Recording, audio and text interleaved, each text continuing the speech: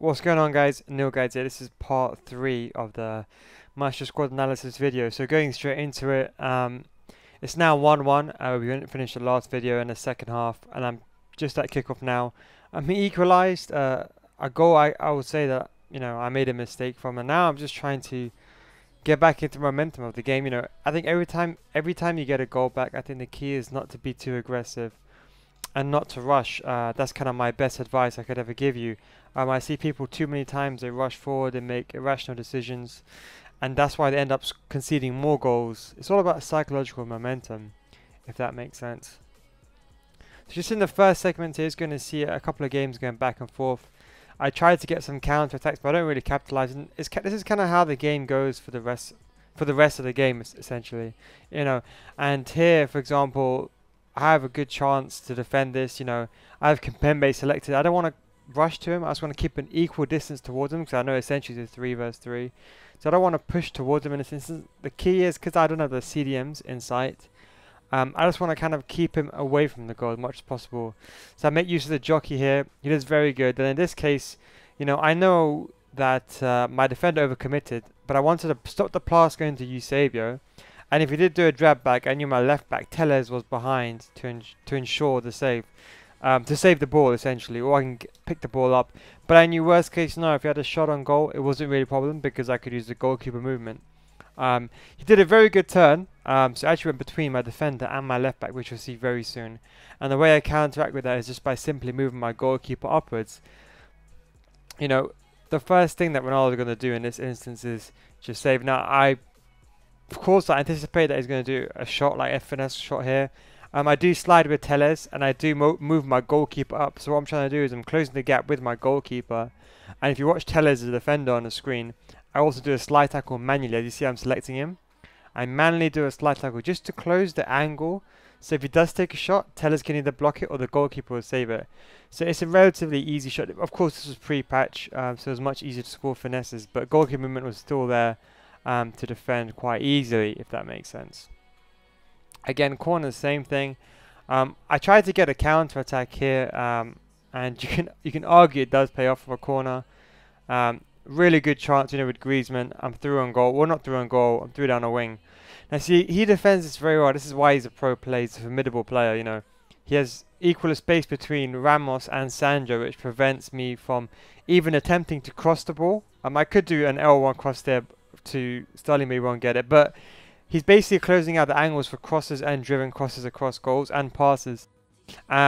So what I do, I just do a very simple fake shot. Just try to go backwards. You should always try to go backwards if you see no space. And I go back, and he makes a big, grave mistake. I noticed this straight away. As you can see, selected as Rio Ferdinand. He's pushing out his position. He should be in centre back. He should be pushing out with Hullet, not Rio Ferdinand. But because I went back, I caught him by surprise. And because Rio Ferdinand was out of position, I could then do a finesse shot on the opposite side with Mertens. So that was all simply just because he committed his centre back out of position, which he should have done. I think in hindsight, he probably knew he shouldn't have done that. But I think I wouldn't say tricked him. I kind of went backwards, and then I suppose he had to react very quickly, and that was automatically clicked or selected defender, if that made sense. So, obviously the shush, it was more of a tactical shush. It wasn't because it was more of just to make him more aggressive.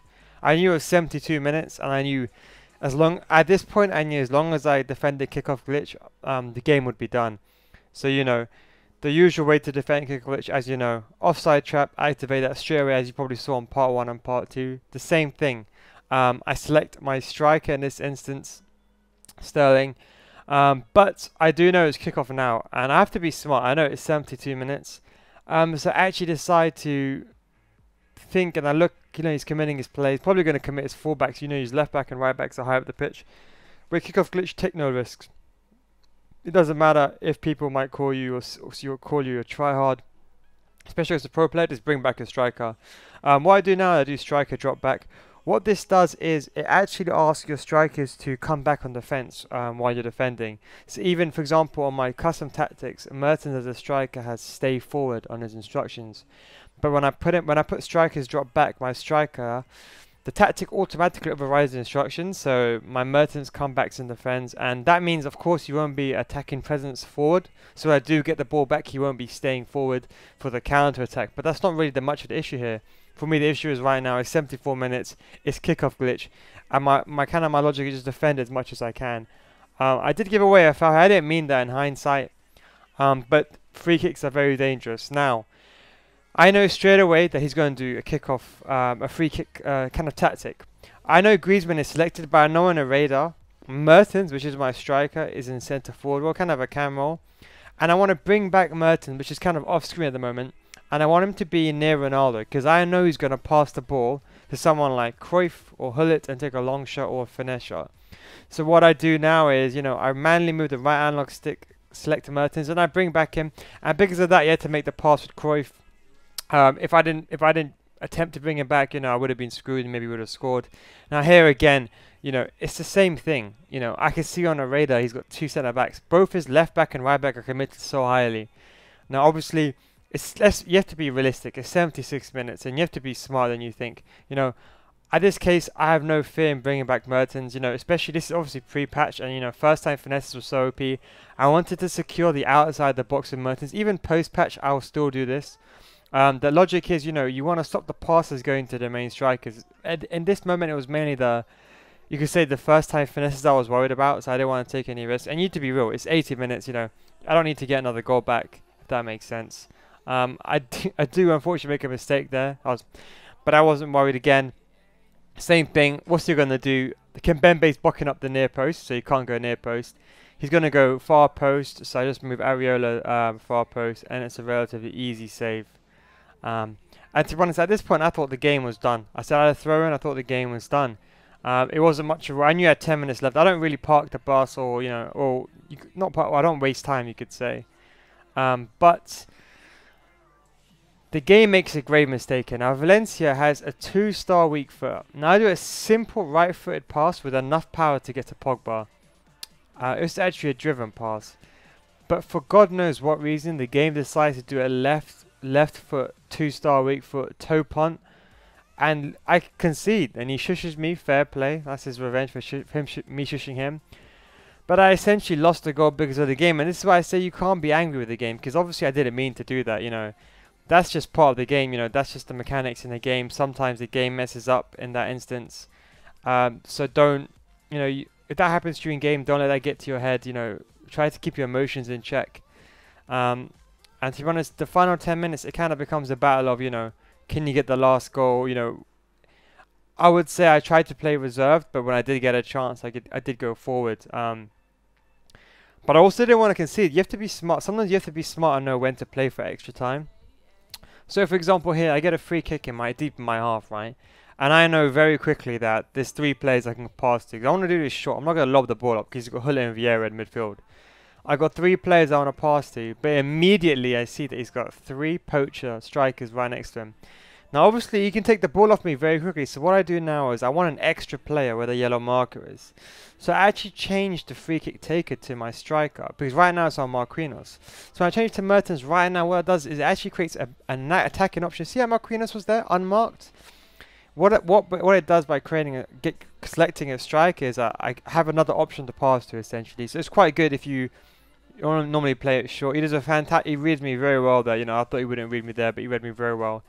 And in this game, it's all about predictions. It's all about and I think in the top tier level, it's all about mistakes. He does get through. He has a really good chance. 88 minutes. I'm trying not to concede here. Kadobi messes up. Here, I wasn't worried again because I knew the same thing again. He was going to go far post. I gave him enough space so he can't go near post. I thought he was going to make the pass, actually he didn't, and I remember goalkeeper perfect. I don't know why I ever did that save, that shouldn't even be hitting the post. That should be going out for a corner or whatever. Now I hold the ball, I be smart. I do hug the sidelines, but the problem is he's just too advanced. Obviously he's got Hullet, Vieira and Ferdinand in the midfield. He's got really high depth on drop back. So I was struggling. So here I was just defending for my life, I was playing for the counter attack when I did get the ball, and I do some nice quick 1-2s. Now here I get a really good chance.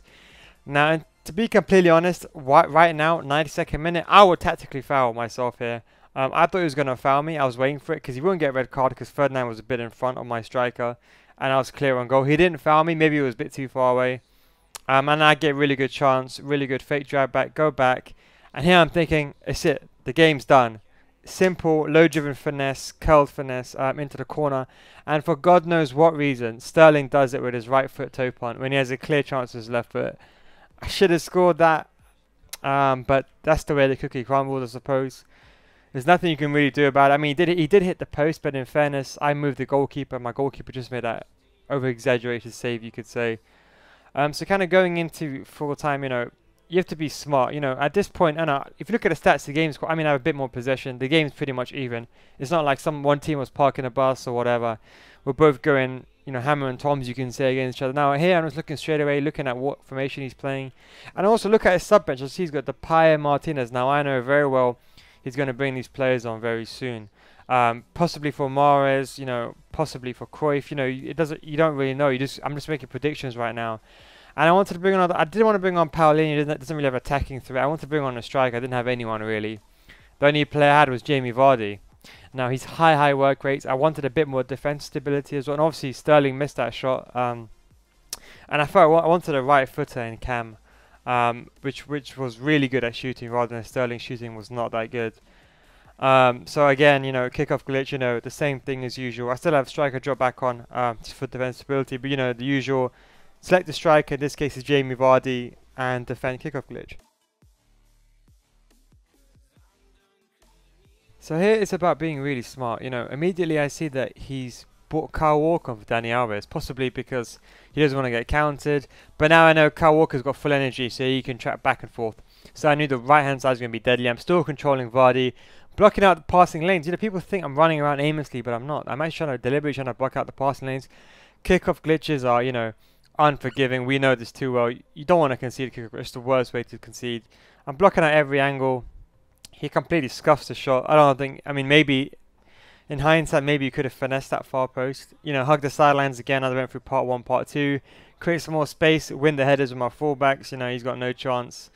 And I try going for the attack now. You know, it's kind of, this is how the game, as it goes on. I think it becomes counter-attack v counter-attack. He defends very well, quite aggressive with Ferdinand. I knew that my players didn't have the stamina, and I had to be smart. You know, this obviously, as I said, this is, you know, pre-patch, so finesses were deadly. I was moving the goalkeeper, and now it's just about positioning my players like Griezmann. You know, using second defender press, blocking out the angles, and I get a really good chance now from my counter-attack. Now the first thing I'm going to say is, why don't I pass to Pro Maes? Well, I don't know if you remember, I told you that Kyle Walker just came on. Now obviously he's got like basically full stamina and right back, so realistically he's going to beat Pro Maes to the ball, and there's more players in the middle that I can pass to.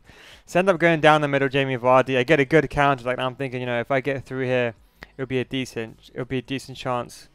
The game messes up, and for some reason an invisible shield pushes Vardy away. I don't know exactly why, but that's just FIFA for you. You can't really blame your player for that. It's mainly the game.